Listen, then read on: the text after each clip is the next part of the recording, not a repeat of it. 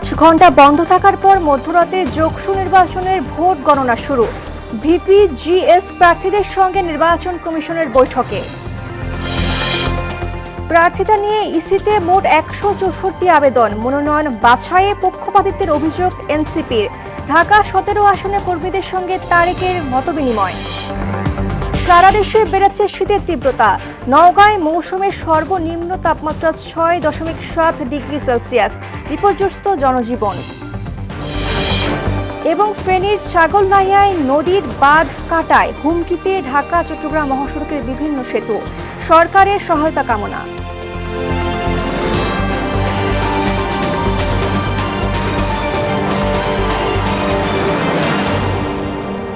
আসসালামু আলাইকুম, স্বাগতম হোনা সংবাদে। এতক্ষণ শুনছিলেন শিরোনাম, পুরো সংবাদের সঙ্গে আছে আমি আনিকা সুলতানা।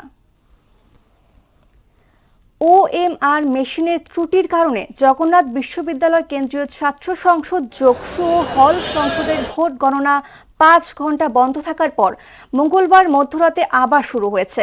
এর মধ্যে ভিপিজিএস প্রার্থীদের সঙ্গে বৈঠক করছে নির্বাচন কমিশন। এর আগে মঙ্গলবার দিনভর উৎসবমুখর পরিবেশে চলেছে ভোট গ্রহণ। কেন্দ্রীয় সংসদে 65 এবং হল সংসদে 77% ভোট পড়ে। এদিকে ফলাফল যাই হোক মেনে নেওয়ার ঘোষণা দিয়েছেন প্রতিদ্বন্দ্বী প্রার্থীরা। ত্রয়োদশ জাতীয় নির্বাচনে মনোনয়ন বাতিল ও গ্রহণের বিরুদ্ধে 2 দিনে মোট 164টি আপিল আবেদন পড়েছে নির্বাচন কমিশনে। আপিল নিষ্পত্তিতে প্রার্থিতা ফিরে পাওয়ার বিষয়ে আশা জানান প্রার্থীরা। এদিকে মনোনয়ন বাছাইয়ের ক্ষেত্রে একটি নির্দিষ্ট দলের প্রতি প্রশাসনের পক্ষপাতিত্বের অভিযোগ আনল জাতীয় নাগরিক পার্টি এনসিপি। মঙ্গলবার সিইসির সঙ্গে সাক্ষাৎ শেষে দলটির মুখপাত্র আসিফ মাহমুদ সজীব ভুইয়া বলেন, অনেক জায়গায় নির্বাচন কেন্দ্রিক আচরণবিধি লঙ্ঘন হচ্ছে। আইন শৃঙ্খলা পরিস্থিতিও হতাশাজনক। নির্বাচন কেন্দ্রিক আইন শৃঙ্খলা পরিস্থিতি খুবই হতাশাজনক বলে আমি মনে করি, যেহেতু তফসিলের পরের দিনে আমরা দেখেছি যে একজন চিহ্নিত আসামি যিনি জামিনে বের হয়েছিলেন কিছুদিন আগে, তার হাতে আমাদের একজন সহযোদ্ধা শহীদ হয়েছেন এবং এর ফলেই কিন্তু এই নির্বাচন নিয়ে শঙ্কাটা মানুষের মনে আরো বেশি তৈরি হয়েছে। ঢাকা 17 আসনে নেতাকর্মীদের সঙ্গে নির্বাচনী সভা করেছেন বিএনপির ভারপ্রাপ্ত চেয়ারম্যান তারেক রহমান। মঙ্গলবার গুলশান কার্যালয়ে বেলা 11টা থেকে 2 ঘণ্টা ব্যাপী এই সভা হয়। এদিকে নয়াপল্টনে এক অনুষ্ঠানে দলের সিনিয়র যুগ্ম মহাসচিব রুহুল কবির রিজভী বলেন, বিএনপি ক্ষমতায় গেলে মানুষের মাঝে ভেদাভেদ কমিয়ে আনা হবে। আলাদা অনুষ্ঠানে বিএনপির স্থায়ী কমিটির সদস্য সালাউদ্দিন আহমদ অভিযোগ করে বলেন, গত 16 বছর দেশে একনায়কতন্ত্র কায়েম করে আওয়ামী লীগ। তানজিদ ভুইয়ার প্রতিবেদন। ঢাকা 17 আসনের নেতাকর্মীদের সঙ্গে নির্বাচন নিয়ে বিএনপি চেয়ারপারসনের কার্যালয়ে মতবিনিময় সভা করেন দলটির ভারপ্রাপ্ত চেয়ারম্যান তারেক রহমান। প্রায় 2 ঘণ্টা ব্যাপী চলে সেই সভা। সেখানে নেতাকর্মীদের প্রয়োজনীয় দিক নির্দেশনা দেন তারেক রহমান। এদিকে বাংলাদেশ জাতীয়তাবাদী মোটরযান চালক দলের সাংগঠনিক কর্ম পরিকল্পনা কার্যক্রম উদ্বোধন করা হয় বিএনপির কেন্দ্রীয় কার্যালয়ে। ক্ষমতায় গেলে বিএনপি জনগণের জন্য কাজ করবে বলে জানান দলটির নেতারা। ভারপ্রাপ্ত চেয়ারম্যান জনাব তারেক রহমান ওই সময় অন্যান্য অঙ্গ সংগঠনের প্রতি যে গুরুত্ব দিয়েছিলেন, আপনাদের প্রতিও কিন্তু সমান গুরুত্ব দিয়েছিলেন। এই নির্বাচন নিয়ে অনেক ষড়যন্ত্র হচ্ছে, ষড়যন্ত্র শেষ দিন পর্যন্ত থাকবে। কারণ আজকে আপনি 71 সালে যারা আমাদের দেশের স্বাধীনতা বিরোধিতা করেছিল তারা বড় সোচ্চার, এদিকে আপনাদের সতর্ক থাকতে হবে।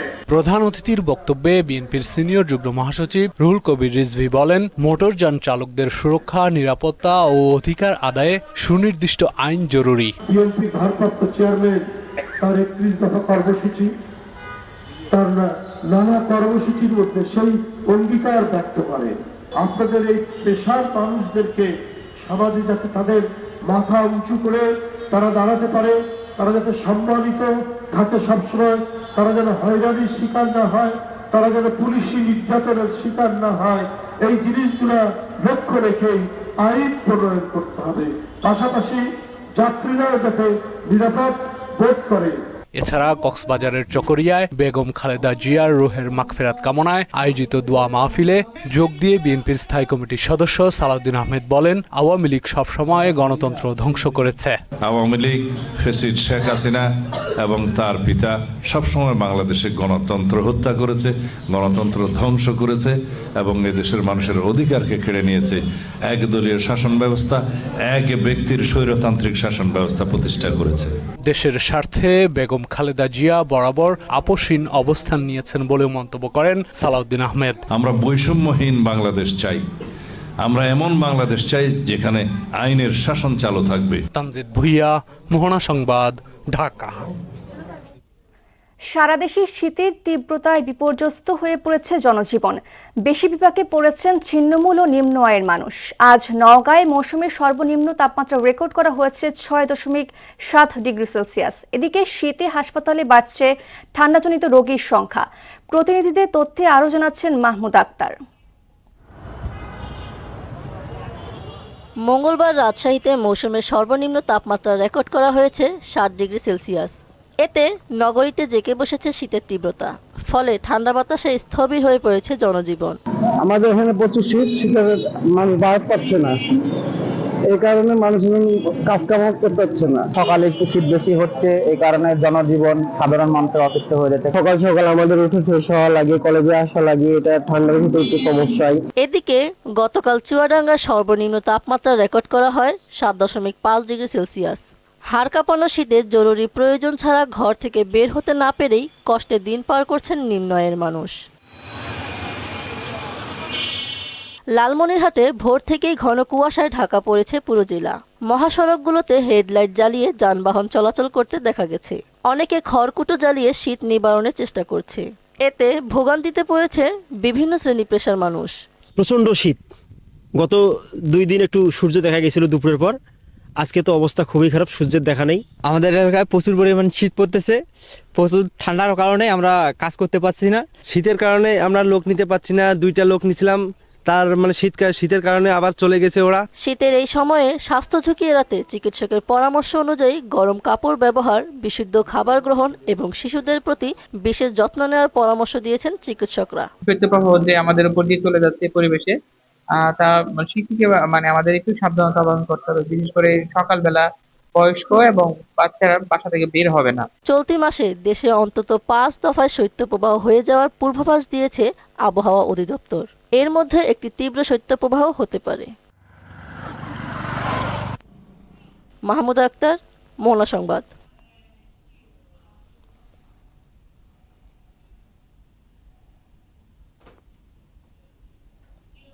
দর্শক, দেশের শীত পরিস্থিতির খবর জানাতে চুয়াডাঙ্গা এবং রংপুর থেকে যুক্ত হচ্ছেন সহকর্মী সাইফ জাহান এবং শফিউল করিম। প্রথমেই সাইফ জাহানের কাছে জানবো চুয়াডাঙ্গার পরিস্থিতি। সাইফ, আজ চুয়াডাঙ্গার তাপমাত্রা কত ডিগ্রি, সেই সাথে জনজীবনে শীতের কেমন প্রভাব দেখছেন?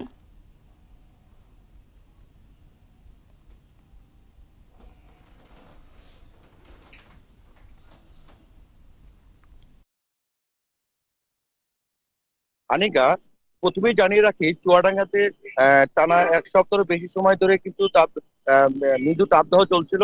আজ যেটা মাঝারি তাপদাহ রূপ নিয়েছে। বেশিরভাগই দেখা গিয়েছে যে 10 থেকে 8 ডিগ্রি তাপমাত্রার ভিতরে ওঠানামা করে, কিন্তু আজ সকাল 6টায় যেটা আবহাওয়া অফিস আমাদেরকে জানিয়েছে, আজকে চুয়াডাঙ্গায় মৌসুমের সর্বনিম্ন তাপমাত্রা 7 ডিগ্রি সেলসিয়াস ধরা হয়েছে। আর বিষয় করে প্রতি বছরই কিন্তু চুয়াডাঙ্গাতে শীত বেশি পড়ে, আর শীতের কারণে সবচেয়ে বেশি বিপাকে পড়ে খেটে খাওয়া মানুষ এবং শিশু ও বৃদ্ধরা। শিশু এবং বৃদ্ধরা কিন্তু বেশিরভাগ সময় চুয়াডাঙ্গা সদর হাসপাতালে ডায়রিয়া, নিউমোনিয়া সহ বিভিন্ন রোগে আক্রান্ত হয়ে ভর্তি হচ্ছে। চুয়াডাঙ্গা সদর হাসপাতালের আরএমও সাহেব যেটা আমাদেরকে জানিয়েছে, তিনি আমাদেরকে বলেছেন যে প্রতিদিনই ডায়রিয়া, নিউমোনিয়া সহ বিভিন্ন রোগে তারা 1 থেকে 150 রোগী ভর্তি করছে হাসপাতালে। আর হাসপাতালে এই অতিরিক্ত যে রোগীর চাপ সামাল দিতে যারা কর্তব্যরত আছেন, তারা কিন্তু হিমশিম খাচ্ছে প্রতিনিয়ত।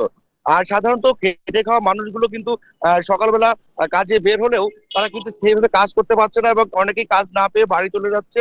এদিকে যারা কাজে আসছে তাদেরকে দেখা যাচ্ছে যে বেশিরভাগ সময় কিন্তু আগুন তাপিয়ে তারা উচ্চতা নেওয়ার চেষ্টা করছে।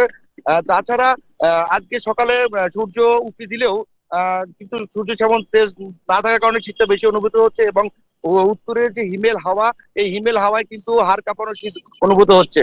সকাল থেকে আমরা শহরে বিভিন্ন জায়গায় গিয়ে দেখেছি যেটা যারা কর্মজীবী মানুষ আছে তারা কিন্তু রাস্তার পাশে বা কর্মস্থলে তারা খড়কুটো গুছিয়ে তারা আগুন জ্বালিয়ে শীত নিবারণের চেষ্টা করছে।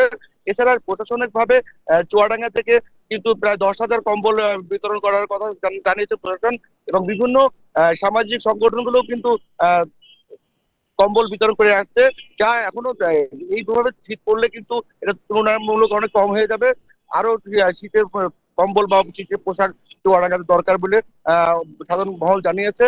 আর সাধারণত এবার যে শীত পড়ছে এই শীতের কারণে কিন্তু সবজি ক্ষেতগুলোতে কিন্তু অনেক ক্ষতি হচ্ছে। আর এই মুহূর্তে আমি চলে যাচ্ছি রংপুরে শফিকের কাছে। বিস্তারিত জানাবেন শফিক।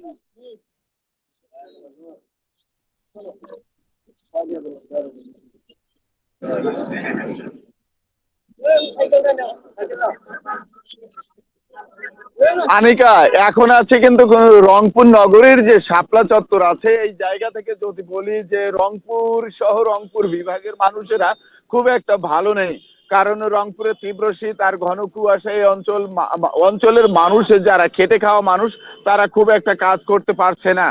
বিশেষ করে আজকে রংপুরের যে আবহাওয়া অফিসের আবহাওয়াবিদ মোহাম্মদ মোস্তাফিজুর রহমান তিনি যেটি জানিয়েছেন, রংপুরে আজকে সর্বনিম্ন তাপমাত্রা 8.5 এবং আর্দ্রতা 100%।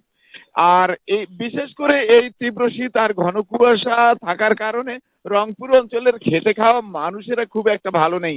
আপনাকে যদি দেখাই এই ক্যামেরার চোখে যে এনারা হচ্ছে খেটে খাওয়া মানুষ, তারা প্রতিদিন শ্রম বিক্রি করার জন্য এই শাপলা চত্বর সহ বিভিন্ন জায়গায় তারা আসে, কিন্তু তাদের যারা এই শ্রমটা কিনে নিবে তারা কিন্তু আরামপ্রিয় মানুষ, এখনো তারা ঘরে শুয়ে আছে, যার কারণে তাদের এই শ্রমটা কিনে নেওয়ার জন্য এখনো তারা অপেক্ষায় করছে। যার কারণে অনেকে এই শ্রম বিক্রি করতে না পেয়ে বাসায় ঘুরে যাচ্ছে, অনেকেই বিশেষ ঘুরে যাচ্ছে, যার কারণে তাদের শ্রমটা বিক্রি করার মানুষ খুঁজে পাচ্ছে না। রংপুর মেডিকেল কলেজ হাসপাতালে শীতজনিত কারণে শিশু এবং বয়স্করা শীতজনিত রোগে তারা ভর্তি হচ্ছে। বিশেষ করে আগুন তাপাতে গিয়ে অনেকেই অগ্নিদগ্ধ হয়ে রংপুর মেডিকেল কলেজ হাসপাতালে বার্ন অ্যান্ড প্লাস্টিক সার্জারি ইউনিটে অনেকেই ভর্তি হচ্ছে। এবং দিনের বেলায় কিন্তু বাস, ট্রাক এবং বিভিন্ন মোটরসাইকেল কিন্তু হেডলাইট জ্বালিয়ে তাদের চলাচল করতে দেখা যাচ্ছে, যার কারণে এই অঞ্চলের মানুষেরা খুব একটা ভালো নেই। আর রংপুরের যে জেলা প্রশাসক আছে, জেলা প্রশাসকের কার্যালয় থেকে বারবার কিন্তু বিভিন্ন উপজেলায় খোঁজ খবর নিচ্ছেন তিনি, এবং বিশেষ করে শিশু লিল্লা বোর্ডিং সহ প্রান্তিক জনপথে যারা থাকে, শীতের কষ্টে যারা থাকে, তাদেরকে কিন্তু শীত বস্ত্র দিন এবং রাত মিলে বিভিন্ন সময় সুবিধাজনক সময়ে তাদের জন্য শীত বস্ত্র বিতরণ করছে। আরেকটি বিষয় বলে রাখি, এই তীব্র শীতের কারণে এই অঞ্চলের মানুষ কিন্তু খুব একটা ভালো নেই, বিশেষ করে খেতে খাওয়া মানুষেরা খুব একটা ভালো নেই। আনিকা, এই ছিল রংপুর থেকে তীব্র শীত আর ঘন কুয়াশার সর্বশেষ তথ্য। সাইফ এবং শফিক, ধন্যবাদ আপনাদের। সিরাজগঞ্জে ঘন কুয়াশার প্রভাবে থমকে গেছে চরাঞ্চলের যাতায়াত ব্যবস্থা, যার সরাসরি প্রভাব পড়েছে কাঁচা বাজারে। যমুনা নদীর তীরবর্তী চরাঞ্চল থেকে সময়মতো সবজি সরবরাহ করতে না পারায় এক সপ্তাহের ব্যবধানে সবজির দাম বেড়েছে কয়েক গুণ। ভোগান্তিতে পড়েছেন কৃষক ও সাধারণ ভোক্তারা। আশরাফুল ইসলাম জয়ের প্রতিবেদন জানাচ্ছেন আফরিন পপি। ঘন কুয়াশায় চরাঞ্চলের নৌযান চলাচল ব্যাহত হওয়ায় বিপাকে সিরাজগঞ্জের যমুনা পাড়ের কৃষকরা। সময় মতো শহরের পাইকারি আড়তে পৌঁছাতে পারছে না টাটকা সবজি। অনেক সময় একদিন আগেই বাজারে এসে বসে থাকতে হচ্ছে কৃষকদের, এতে খরচ আরো বাড়ছে তাদের। ছাত্র ঢোকা কয়দিন হয়তো 10টার সময় এসেছে, আবার 12টা 1টার সময় হয়েছে। কুয়াশা চোখে দেওয়া যায় না। ঘন কুয়াশার কারণে সকালে আমাদের এখানে বাজার লাগে, সেই বাজারটা ধরার জন্য ইনারা একদিন আগে কষ্ট করে রাত্রেই চলে আসে, আর সেই বাজারে থাকে। গেলে পাড়াইছে আর থাকছি, খাওয়া দাওয়া সব বোর্ডিং করছি, আর সকালে বেচাকিনি করতেছি। এ অবস্থায় নেতিবাচক প্রভাব পড়েছে সিরাজগঞ্জের পাইকারি আড়তগুলোতে। সপ্তাহ ব্যবধানে সবজির দাম বেড়েছে অস্বাভাবিক হারে। আড়তদাররা বলছেন, চরাঞ্চল থেকে সবজি কম আসায় বেশি দামে বিক্রি করছেন তারা। ঘন কুয়াশার কারণে আমাদের নৌকা যেগুলো নদী পথে যেগুলো আসে তারা আসলে এই আসতে পারতেছে না এবং কৃষক মাঠে যেতে পারতেছে না, সেই কারণে দামগুলো এখন একটু বেশি। ঘন কুয়াশা আরো কয়েকদিন স্থায়ী হলে সবজির বাজার সাধারণ মানুষের নাগালের বাইরে চলে যাওয়ার আশঙ্কা করছেন সবাই। আফরিন পপি, মোহনা সংবাদ। ফেনীর ছাগলনাইয়ায় ঘোপালে অবৈধভাবে ফেনী নদীর বাঁধ কেটে নিয়ে যাচ্ছে প্রভাবশালী মহল। ফলে হুমকিতে রয়েছে ঢাকা চট্টগ্রাম মহাসড়কের সেতু ও রেল সেতু। বাঁধ রক্ষায় সরকারের সহায়তা চান স্থানীয়রা। আইন অনুযায়ী ব্যবস্থা গ্রহণের কথা জানান জেলা প্রশাসক। নিজামুদ্দিন মজুমদারের প্রতিবেদন জানাচ্ছেন তাসিন তারিন। ফেনীর ছাগলনাইয়া উপজেলার 10 নং গোপাল ইউনিয়নে নিচকুঞ্জায় দিনে রাতে অবৈধভাবে ফেনী নদীর বাঁধ কেটে নিয়ে যাচ্ছে একটি মহল। এতে হুমকিতে রয়েছে ঢাকা চট্টগ্রাম মহাসড়কের ধুমঘাট ব্রিজ ও রেল সেতু। বাঁধ কাটার কারণে আসন্ন বর্ষা মৌসুমে আশপাশের এলাকায় বন্যার আশঙ্কা রয়েছে। স্থানীয়রা জানায়, শুধু বাঁধ নয়, ফসলি জমিও কেটে নিচ্ছে প্রভাবশালীরা। প্রতিবাদ করলে জীবন নাশের হুমকি দেয় তারা। সরকারি জিনিস একটা কিছু লোকে এটা কেটে নিয়ে বাঁধগুলো যদি কেটে ফেলে তাহলে আমরা অনেক যারা ধান চাষ করে তাদেরও সমস্যা হয়। নদীর পার কাটলে তো আরো সমস্যা বাড়বে। যে যেমন ব্রিজটা পুরো ঝুঁকিপূর্ণতে আছে, এই হাইওয়ে রোডটা এটাও পুরো ঝুঁকিপূর্ণতে আছে। সরকারের অনুমতি ছাড়া কেউ অবৈধভাবে মাটি কাটলে বা বালু উত্তোলন করলে আইন অনুযায়ী ব্যবস্থা গ্রহণের কথা জানান জেলা প্রশাসক। নদী থেকে বা বালু তোলা বা ব্যক্তি মালিকানাধীন জায়গা থেকেও শুধুমাত্র বাণিজ্যিক উদ্দেশ্যে কৃষি জমির টপসয়েল কাটাটা নিষিদ্ধ। তো ফেনী জেলাতে বালু মহাল ও মাটি ব্যবস্থাপনা আইন 2023-এ বিভিন্ন উপজেলায় মোবাইল কোর্টের অভিযান চলমান আছে। প্রভাবশালী মহলের হাত থেকে ফেনী নদীর বাঁধ রক্ষায় এগিয়ে আসবে কর্তৃপক্ষ, এমন প্রত্যাশা স্থানীয়দের। তাহসিন তারিন, মোহনা সংবাদ। সীমান্তে ফেলানি হত্যার 15 বছর আজ। 2011 সালের আজকের এই দিনে কুড়িগ্রামের ফুলবাড়ির অনন্তপুর সীমান্তে বিএসএফের গুলিতে নির্মমভাবে তার মৃত্যু হয়। 4.5 ঘন্টা কাঁটাতারে ঝুলে থাকে ফেলানির নিথর দেহ। তাতে গণমাধ্যম সহ বিশ্বের মানবাধিকার সংগঠনগুলোর তীব্র সমালোচনার মুখে পড়ে ভারত।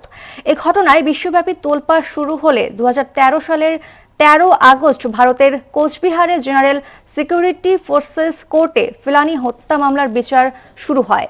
বিচারে এই হত্যাকাণ্ডের আত্মস্বীকৃত আসামি অমিয় ঘোষকে খালাস দেন বিএসএফ এর বিশেষ আদালত। এবার সারা দেশ থেকে সভা সমাবেশ ও বিক্ষোভ নিয়ে প্রতিনিধিদের পাঠানো তথ্যচিত্রের ডেস্ক রিপোর্ট। কুষ্টিয়ার খোকসা উপজেলা ও পৌর বিএনপির উদ্যোগে বেগম খালেদা জিয়ার রুহের মাগফেরাত কামনায় দোয়া ও মিলাদ মাহফিল হয়েছে। সুনামগঞ্জের বিভিন্ন হাওরে পুরোপুরি বাঁধের কাজ শুরু না হওয়ায় হাওর বাঁচাও আন্দোলন কেন্দ্রীয় কমিটির উদ্যোগে সংবাদ সম্মেলন অনুষ্ঠিত হয়েছে। মানিকগঞ্জের হরিরামপুরের ধুলসুরা খানবাড়িতে ডেবনেয়ার গ্রুপের উদ্যোগে 16,000 শীতার্ত পরিবারের মাঝে শীতবস্ত্র বিতরণ করা হয়েছে। নাটোরের গুরুদাসপুর উপজেলা শিক্ষা ক্রীড়া সমিতির আয়োজনে 54তম শীতকালীন জাতীয় ক্রীড়া প্রতিযোগিতা অনুষ্ঠিত হয়েছে। ব্রাহ্মণবাড়িয়ার বিজয়নগরে 25 বিজিবির উদ্যোগে শীতবস্ত্র বিতরণ ও জনসচেতনতামূলক সভা অনুষ্ঠিত হয়েছে। চাঁপাইনবাবগঞ্জ ব্যাটালিয়ন 53 বিজিবির উদ্যোগে সীমান্তে 300 জন অসহায় দুস্থ ও ছিন্নমূল মানুষের মাঝে শীতবস্ত্র বিতরণ করা হয়েছে। জামালপুরে অর্ধবার্ষিক পুষ্টি কর্মপরিকল্পনা মূল্যায়ন 2025-26-এর union multi stakeholder platform অনুষ্ঠিত হয়েছে। বেগম খালেদা জিয়ার রুহের মাগফেরাত কামনায় ফেনীর মহামায়া ইউনিয়ন যুবদল নেতা মোহাম্মদ হানিফ মজুমদারের আয়োজনে মিলাদ ও দোয়া মাহফিল হয়েছে। নরসিংদীর কাঠালিয়া ইউনিয়ন বিএনপির উদ্যোগে বেগম খালেদা জিয়ার আত্মার মাগফেরাত কামনায় কোরআন খতম, মিলাদ মাহফিল ও গণভোজ অনুষ্ঠিত হয়েছে। চট্টগ্রামের মিরসরায়ে লায়ন্স ক্লাব চট্টগ্রাম খুলশির উদ্যোগে সহস্রাধিক রোগীকে বিনামূল্যে চিকিৎসা, ঔষধ ও চশমা প্রদান করা হয়েছে। সাতক্ষীরার কলারোয়ায় বেগম খালেদা জিয়ার রুহের মাগফেরাত কামনায় দোয়া অনুষ্ঠান হয়েছে। ফেনীর পাঁচগাছিয়ার দক্ষিণ ডমুরিয়ায় রোগীকে নগদ অর্থ, এতিমখানায় ও গরিব অসহায় মানুষের মাঝে শীতবস্ত্র প্রদান করেছেন এম সাখাওয়াত খান। লালমনিরহাটে তিস্তা ব্যাটালিয়ন 61 বিজিবি গরিব, অসহায় ও দুস্থ পরিবারের মাঝে শীতবস্ত্র বিতরণ করেছে।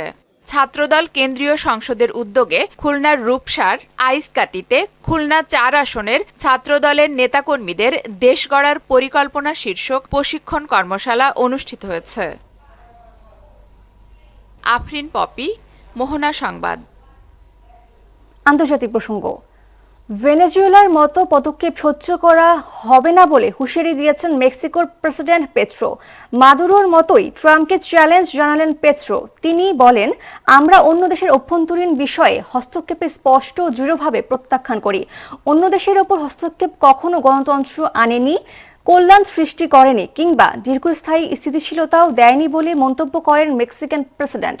ট্রাম্প ক্ষমতায় আসার পর থেকে ওয়াশিংটনের প্রতি শেইন বাউমের এসব মন্তব্য নিয়ে তীব্র সমালোচনা হয়েছে এবং মাদুরোর অপসারণের বিরুদ্ধে অঞ্চল জুড়ে সবচেয়ে শক্ত প্রতিবাদ জানিয়েছেন তিনি। নাম প্রকাশ না করার শর্তে মেক্সিকোর এক নিরাপত্তা কর্মকর্তা বলেন, যৌথ নিরাপত্তা সহযোগিতা বৃদ্ধি এবং কার্টেল বিরোধী লড়াই আরও শক্তিশালী করায় একতরফা মার্কিন সামরিক হস্তক্ষেপ এড়ানোর মূল চাবিকাঠি। দর্শক, এ পর্যায়ে জানিয়ে দিচ্ছি আজকের সংবাদপত্রের গুরুত্বপূর্ণ শিরোনাম।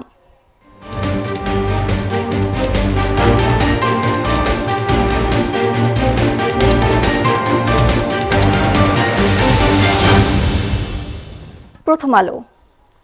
17 জনের বিরুদ্ধে অভিযোগপত্র, মূল 3 আসামি ভারতে পলাতক। 30টি দেশ, ইইউ সহ 5 সংস্থাকে নির্বাচন পর্যবেক্ষণের আমন্ত্রণ। দৈনিক ইত্তেফাক। ওয়ার্ড কাউন্সিলর বাপ্পির পরিকল্পনায় হাদি খুন। মূল পরিকল্পনাকারীর নাম বাদ দিয়ে পুলিশ চার্জশিট দিলে মানব না, ইনকিলাব মঞ্চ। সমুদ্রের 2000 মিটার গভীরেও মিলেছে প্লাস্টিক। সমকাল। অভিযানের মধ্যেও খুনোখুনি, নিরাপত্তার শঙ্কা বাড়ছে। যুক্তরাষ্ট্রের আগ্রাসন, বিশ্বজুড়ে বাড়ছে ক্ষোভ বিক্ষোভ। সরকার দৃশ্যত কঠোর ব্যবস্থা নিতে পারছে না। বাংলাদেশ প্রতিদিন। হাদি হত্যা নির্দেশদাতা বাপ্পি, ফয়সাল সহ 17 জনের বিরুদ্ধে চার্জশিট। মার্কিন সাহায্য গ্রহণে 19 নম্বরে বাংলাদেশিরা। যুগান্তর। রাজশাহীতে তাপমাত্রা 7 ডিগ্রি, শৈত্যপ্রবাহ অব্যাহত থাকবে বিভিন্ন জেলায়। উৎসবমুখর পরিবেশে যোগসু নির্বাচন, মেশিনেই ভোট গণনা, ফল ঘোষণা একসঙ্গে। The Daily Star. Hadi killed out of political vengeance, NCP struggles to steady ship ahead of polls. এই ছিল সংবাদপত্রের গুরুত্বপূর্ণ শিরোনাম। শেষ করব মোহনা সংবাদ, যাবার আগে শিরোনামগুলো আরও একবার।